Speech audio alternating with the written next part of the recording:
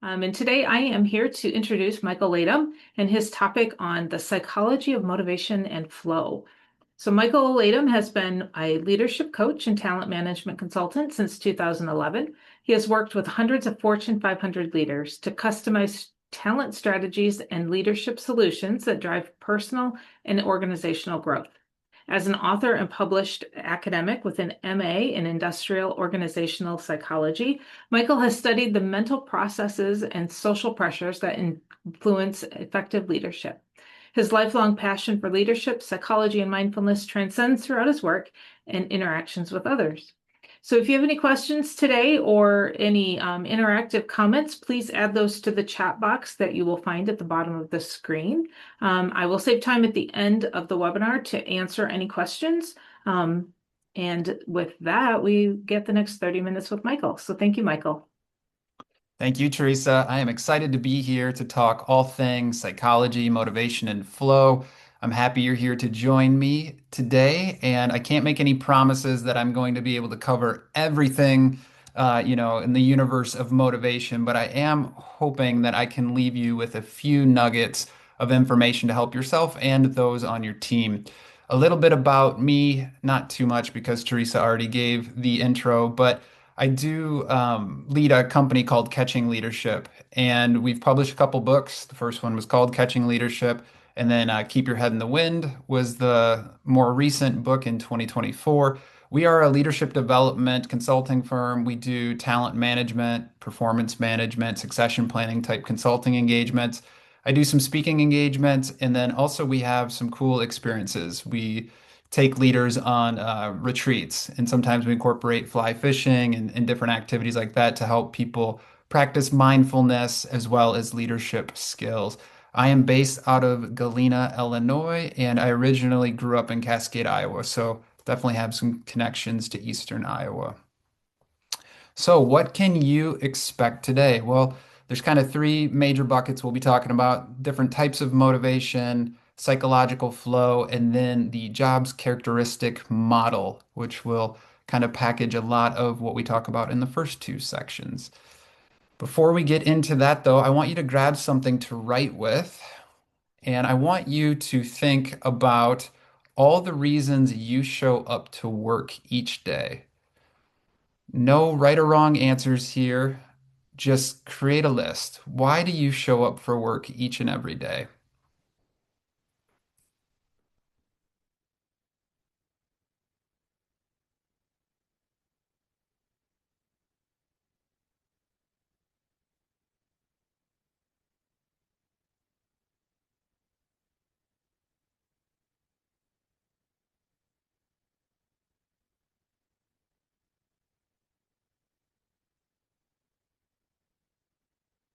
There's probably some obvious ones that you've already captured, but dig a little deeper and really think through all of the reasons.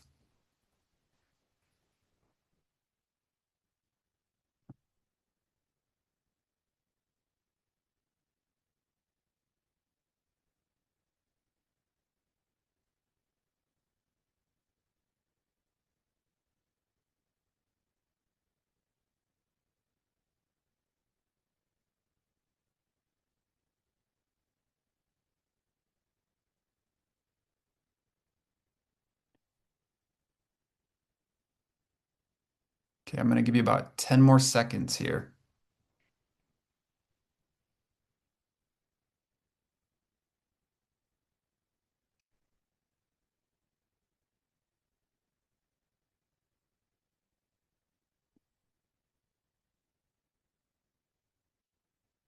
Okay, go ahead and stop writing, and we are going to come back to that list, so keep it close by. So, when we think about motivation, it's really helpful to understand kind of the two different types of motivation. And many of you may have heard of extrinsic and intrinsic motivation. Maybe some of you haven't. That's okay. I'm going to explain what they are, and they're going to come up throughout the rest of this webinar. But let's start on the left-hand side with extrinsic motivation. So, extrinsic means external to me. I am motivated by kind of like the carrot and the stick, if you've heard of that. Like it could be a monetary reward, a bonus, some kind of money, financial gain that would be an extrinsic motivator. It's outside of you. Or the stick, punishment, jail time, getting fired, right? So those are ways to motivate people, and they definitely work to an extent. But there's this other side of motivation, intrinsic motivation. So intrinsic motivation, internal to yourself. It's the thing that kind of makes you tick. Like it doesn't necessarily matter if you get paid to do it or not. Like you actually want to do it. There's a drive in the inside that you want to accomplish something. So I want you to keep those kind of um, two components of motivation in mind. Here are some examples to drive home the point.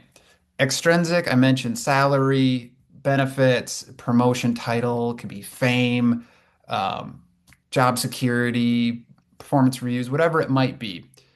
And a lot of times when it comes to leadership, I often say like these are kind of the lazy ways to motivate people.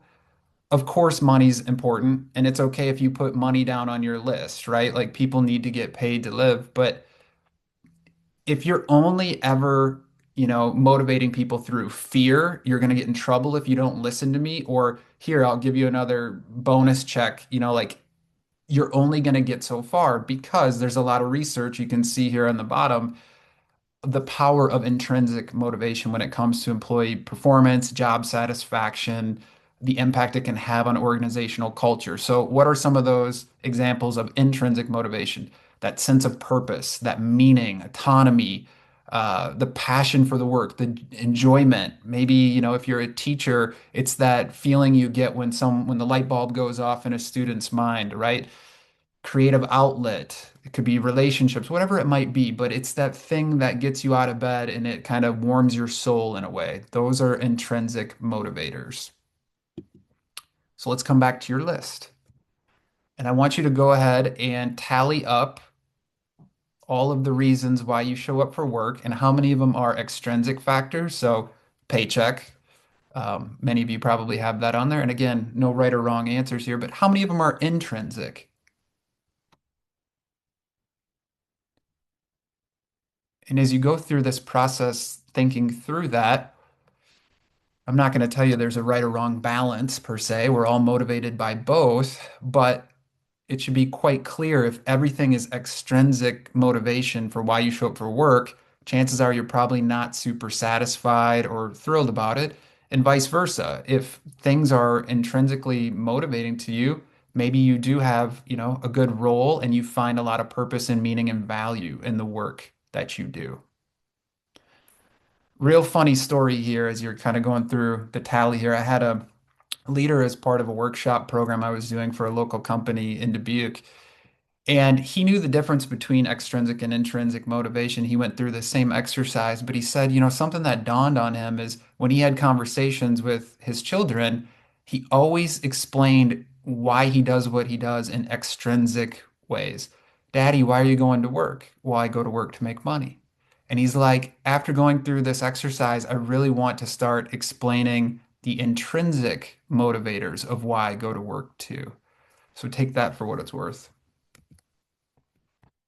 Okay, one thing when it comes to motivation, I hear this all the time, kids these days, right? The younger generation, they don't like to work. They're not, the way it used to be when I was. And I think that same story has probably happened throughout all of humanity for thousands of years, right? Like the younger generation's never quite up to snuff for the older generation and they have it easier, right? Now, that being said, at the same token, there have been some major changes, right? People are all on their phones a lot. We have technology, stress, burnout, disruption. There's a lot of things happening. So I always get really interested when leaders are like, how can I connect and motivate with these younger generations? How can I get them to want it more? And so Gallup came out with some studies here, and they looked at different generations and what motivates them at work. And they did find that a majority of Gen Z employees, were kind of disengaged at work. And maybe you have some examples of this, but let's figure out exactly what's going on here across multiple generations. So they asked like four questions here. The first one being, rate this statement, I'm motivated by engaging work. And you can see boomers were the highest here, 58%, and Gen Z was 44%. So engaging work, a little bit of difference here, 14%, but I still think it's interesting that, okay, there's something going on here. So are Gen Zers not maybe getting engaging work because they're lower on the totem pole and maybe they're doing more mundane tasks? I'm not sure, but kind of an interesting thought. This next one here, I'm motivated by opportunities for growth. Now, this was interesting to me because of the striking difference. So younger employees want opportunity for growth. If you want to keep them motivated, show them how what they're doing can lead to new opportunities for growth, how it's going to actually help them gain new skills. That could help them stay motivated in their role. But I think it's interesting how you see a decline as you get older. It's kind of that old adage, you can't teach an old dog new tricks, right? I think it's important for all of us to be lifelong learners. But I thought that was interesting. And then we look at this one. This one I always kind of get a chuckle at. I'm motivated by customer satisfaction. Well, I hate to break it to you if you are, a manufacturing company or any company that has customers and, and your mission, vision, and values, you talk about customer service and how we provide the best quality. I'm not saying that's not important. It is. You definitely want to be doing those things. But if you're using that as your rally cry to motivate other people, it might be falling on deaf ears, especially with younger employees. Then we come to this last one. I'm motivated by building relationships. And again, the differences aren't drastic here, right? So I don't want to make too much of this, but I do find it interesting that Gen Z did rate this one higher than the other generations. And you also got to be thinking about what's going on in a person's life when they're younger. Their relationships, maybe they don't have their family started yet. And, I remember what it was like for me when I was younger and just starting my career. Like my friends were really important and building strong relationships with people were important. So you got to think about how can we maybe apply some of this information to help motivate younger generations by making sure that they're making strong relationships at work if that truly is something that motivates them. So here are 7 strategies to kind of help build some motivation, instill some ownership. It's not just for Gen Z, these 7 strategies can work for anyone, but I think that they're important because of all the things we talked about up front with the disruption, the stress, the burnout, the disengagement. So as leaders, we got to think about how we can kind of cut through some of that. So take these for what they're worth. The first one is increase information sharing. We like to assume the worst sometimes. And if you're a leader or anyone who can share information, I'm not asking you to share everything all the time, but instead of making people guess, be transparent, be open with them. Don't make them have to guess or assume that maybe the worst is going to be coming down, the pipeline.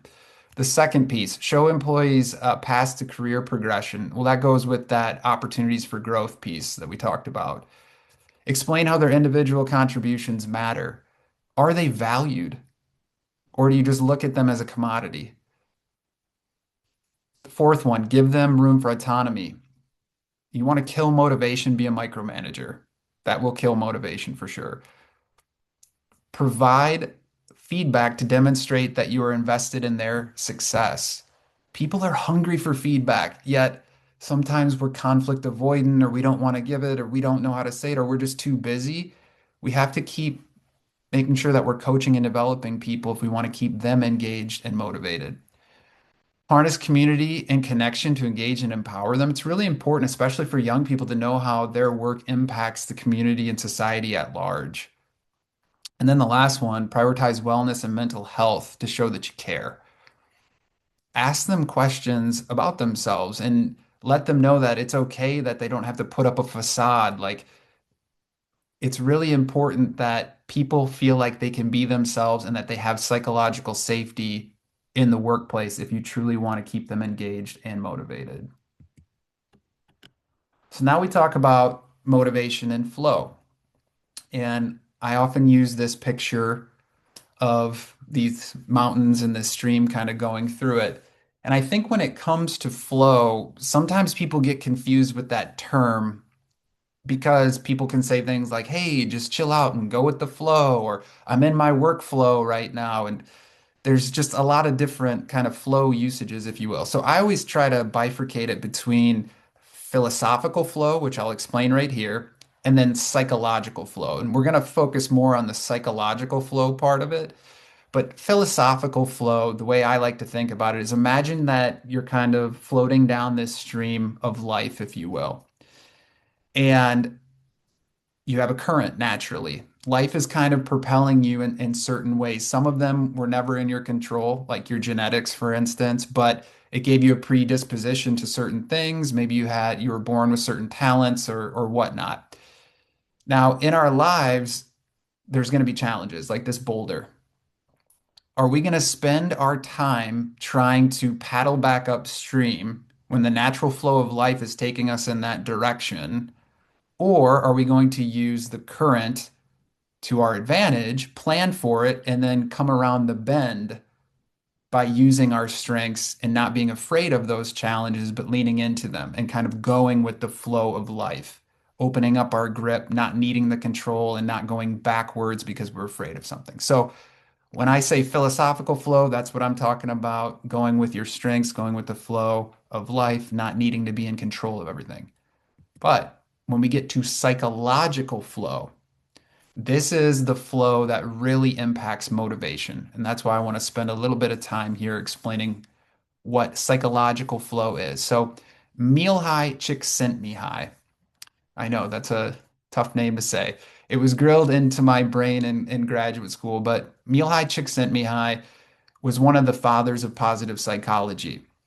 He recently passed away a few years ago, but he was originally from Hungary and he grew up kind of in that post World War II time frame. So he saw the atrocities of war and he wanted to dedicate his life to making a positive difference in the world. So he studied what makes people happy. And interesting enough, he found he would actually kind of like have people log how they felt throughout the day. So they would get pinged, 8 times a day or whatever it might be of saying, hey, check in. How are you feeling right now? And they'd fill out a scale. But basically, what he was able to conclude is that people are in kind of their most positive moods in two situations. One is when they're eating. So if you want to, ask someone for something or you want to build a relationship, it's usually a good thing to do it over, lunch or dinner, something like that. But the second was when people were in a flow state. And a flow state is something that comprises of these kind of 8 steps, but think of it as being in the zone.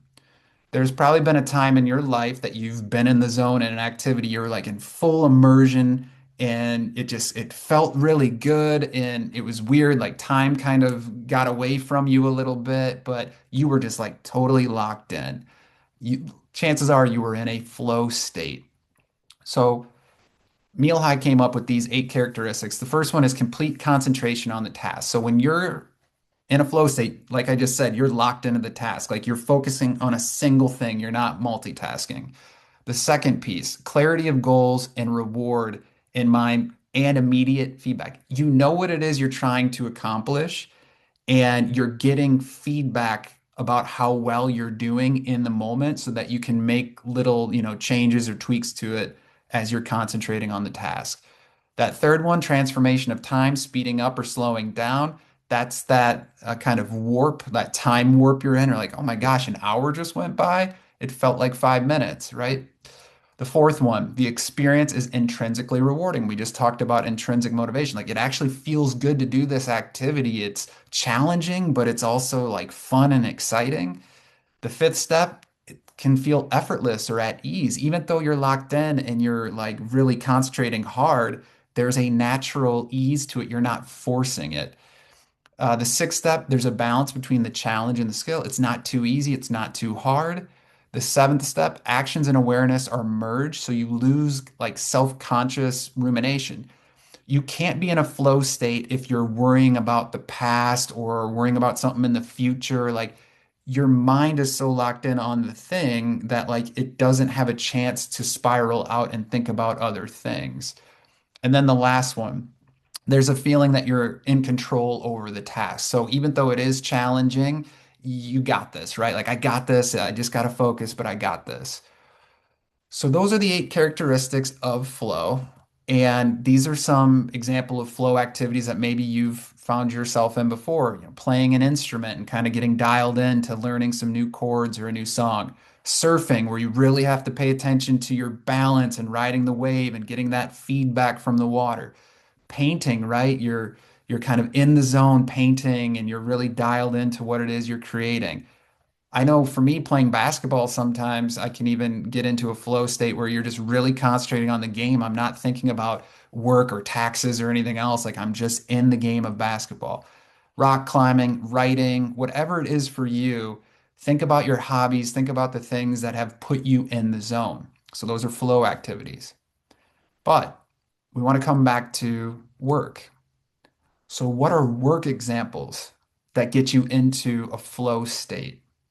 So for some of you, it's maybe working with your hands, right? Building things, manufacturing, construction, or maybe if you're in healthcare, it's, providing patient care and having to be quick on your, toes to make decisions and that interaction with people and reading the room and technology, whatever it might be. Maybe for others of you, it's coaching someone, having a vulnerable conversation, but really having to lock in and be there and emotionally read the cues, but then provide really good advice on the spot that you couldn't have prepared for because something hit you from left field. Maybe for others, it's given that sales pitch, right? Like, it's showtime. Like, let's get up there, let's go deliver what we got to go do. And when you're just kind of in it, you almost like black out because you're just like so invested in giving a great pitch. For others, it might be teamwork. Like, you absolutely just love that dynamic of a team brainstorming together, creating strategies, and like getting a project done. And there might be others of you who actually I just kind of like to sit and do my own thing, whether it's coding, whether it's analyzing data. Like, let me just get in my zone, in my little world, and start to crank out what it is I need to crank out. It's really important for you to know what those examples are for you because I already explained how you're going to be your happiest and most satisfied when you're in a flow state and you're going to stay motivated and locked in when you're at work. It's also important for you to know that there are going to be times that you're not going to necessarily be in a flow state. Like, it's not going to happen 8 hours a day every single day, right? There are going to be tasks that are going to be a little bit less motivating. That's okay as long as it's not the majority of the time. If it's the majority of the time, you need to think about ways that you can put yourself and those you work with in more flow state type of exercises or activities. I love rounding out the psychological flow discussion with this chart, and this comes from Mihaly Csikszentmihalyi's book, Finding Flow. But remember how I talked about challenges and skills, and there is a sweet spot in the middle here where you see that flow bar. If you are trying to do something that is too hard, so the challenge is high and your skill set for that activity is low, you're going to experience anxiety. I can't do this. I'm in way over my head, right? Like, ah, and you're going to give up. It's just going to be too hard, too stressful. And on the other end, if someone throws you a softball and it's just this easy project that you've done 100 times, your skill is very high, the challenge is really low, you're going to bang it out in like 5 minutes and be like, I'm bored. What's my next thing? And you're not really going to get to experience a flow state because it's too easy. So in yourself, you have to know where that stretch, that sweet spot is to get yourself in flow. But if you lead others, I would say have a great grasp of their skill set and observing them. Where are they at on the skill scale here? What challenges do I have for them? Projects, stretch assignments that I can put them in.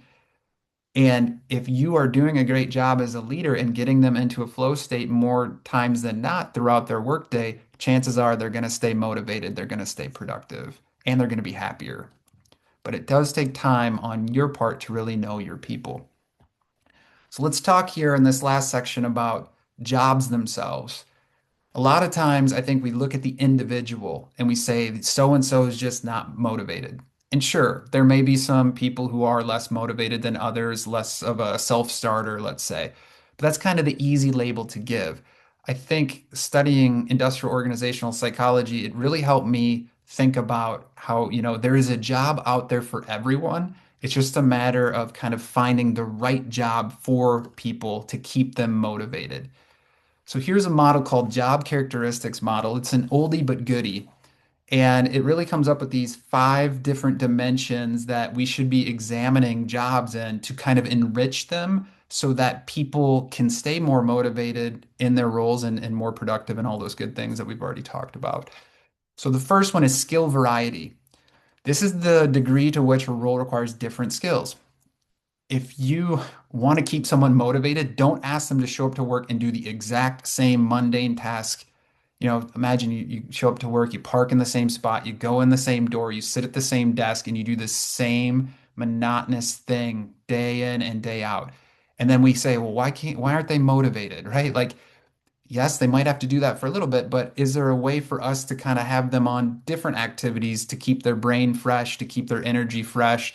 So skill variety is very important to prevent boredom and to help us learn and grow some new skills. So think about ways that you can continue to kind of cross train and get exposure to your people with a variety of different skills.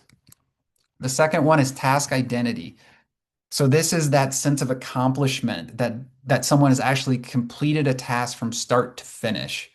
And I know a lot of our project work doesn't always allow for us because, we have something, we hand it off to the next department or vice versa. But there is something to be said when it comes to motivation to know that sense of, I worked on this, I started it, and I got it done, or I at least got to see an aspect of it get to completion. So we want to make sure that people understand why they do what they do, but also help them get that sense of accomplishment, that task identity, uh, that sense of ownership and completing something when we can, if that's not there for them. Task significance, this is the importance of the job the person's doing. So does it actually make a difference? Or are they just coming to work with all those extrinsic motives? They just come, they show up, they do what they need to, they get their paycheck, they go home. Or do they know that when they come, they do something and it actually makes a difference, not only for the company, but not only for the customers, but also for the community. And it gives them purpose and meaning in some of those intrinsic motivators that we were talking about earlier. So really help them connect the why, especially if they don't know it, and especially some of those younger, Gen Z employees perhaps too, that might be on some of those more mundane or entry level tasks. It, you don't want to ever just resort to, well, it's the job. I know that that might be the case in some roles that like it kind of is what it is, but take a step further to help them understand that it's not just it is what it is what it is, and it also makes a big difference for X, Y, and Z. So your work matters and make sure they feel that value. The next step here, autonomy. This is the opposite of micromanagement, right? It's giving people the freedom to do things on their own. Probably pretty hard to get into a flow state if someone's just like looking over your shoulder and you got someone creeping on you, right? So we want to set people up for success, but then we want to get out of their way and we want to allow them to do the job that we trust them to do. This doesn't mean that you're never there because of course you do need to be providing feedback along the way. And this is one of those steps within the flow framework as well. It's like people have to be getting some continuous feedback of what they're doing, and then they can make these self corrections. They can continue to get better, build new skills, etc. And this reduces anxiety. One of the first things on those 7 strategies to help instill ownership was being transparent with information, giving feedback in an ongoing manner, even if some of it's constructive, is still good because then the person knows, like, hey, I'm actually doing a pretty good job. There's a few things I still need to do. But if I never get any of that, I never know how well I'm doing. And that creates a lot of extra fear and anxiety that doesn't need to be there, which then can cripple motivation and productivity. So one piece that I want to give you is bullet 2, give feedback early and often, process versus outcome. People hate outcome-based feedback. What do I mean by outcome-based feedback? Outcome-based feedback is like getting the letter grade after you've turned in a paper, or it's the performance evaluation that happens at the end of the year. because they feel like they can't do anything with it, like everything's done. But if you give people process feedback throughout the course of the year, then they can do something with it and they're much more receptive. So if feedback is something that you are looking to deliver more to your team, try giving more process feedback versus outcome feedback. It will help people stay motivated and more satisfied. My final slide here is on delegation because motivation and delegation do go hand in hand. And I think sometimes people think of delegation as a singular thing, like, well, I just delegate a task off. A lot of what I've mentioned is about, feedback and autonomy and oversight. And you just want to make sure this is a framework for you to think about delegation, that there are different layers or levels of delegation. So, yes, there are times where you're going to have to provide direct supervision. Think about when someone starts a job right away, you're onboarding them, they're going to need a little bit more hand-holding, step-by-step direction, close oversight. And it's okay, dare I say, to be a little bit of a micromanager at first if it's temporary and it's actually needed and required. But once someone starts building a skill set, we got to start lifting up on that, right? So you move down, general supervision. You're still, working with this employee, but they're kind of reporting some findings back to you. Limited supervision. The employee's recommending solutions. There's some defined boundaries. Maybe we're going to have, you know, weekly check-ins, and maybe it moves to bi-weekly or monthly check-ins, whatever it might be. But you can see when you get down to the bottom here, we get to complete delegation. And this is where employees independently decide and take action and hopefully get into a flow state, stay motivated, and are recognized for the value that they bring. So, with that, I want to say, or I want to ask you one thing that I want you to reflect on. And what's one action you'll take to motivate yourself and others using frameworks that were shared today? Was it extrinsic, intrinsic motivation? Was it psychological flow? Was it levels of delegation? Was it some of those kind of interesting statistics about different generations at work? Just pick one thing as you kind of wrap up your learning here today that you want to take action on to really make the most of this webinar. I want to say thank you so much for your time and attention. If you want to contact me, there's my email there, and you can check out our website, catchingleadership.com. Thank you so much for your time and energy today. Michael, there is one question in the chat box. If you would address it, it says, do you think the boomers aren't interested in the growing piece because they are looking to retirement? It's a good question. I can't answer it for all boomers because I'm sure there's plenty of boomers out there who actually do enjoy learning and growing. But I do think your priorities in life do change as you go through them. I can't speak for being too close to retirement myself, but I think, yeah, earlier on in life, you're probably more prone to learn new things. It's exciting to do those things. And then at some point, you rely more on your experience and your wisdom. And it's maybe less about learning like the newest methodology or technology or whatnot. But I don't know. I don't know exactly what to make from that. But what I do know is if you're trying to motivate younger people in particular, career advancement is key. And it's not making false promises.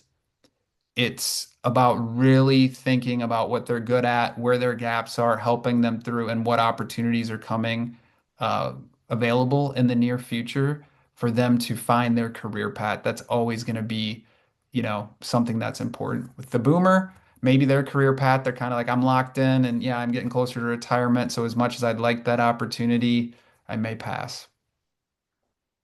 Thank you, Michael. That was the only question we had, but thank you for sharing so many different good tips on staying motivated in your work throughout the day and how to motivate your coworkers or those that you are leading. And like Michael said, if you would like more information on this presentation from Michael and want the full-blown uh, presentation to bring to your group at your company, please reach out to myself or to any of my team. My contact information will be in a follow-up email that you will get later today or tomorrow. Our next webinar will be held on May 18th with Sherry Zevenbergen on From Friction to Freedom When Working Harder Stops Working. A link to register for that will also be in that follow-up email, or look for it on our social media pages in a couple of weeks. So thank you all very much for joining us today. We appreciate you taking your time out on this Monday afternoon.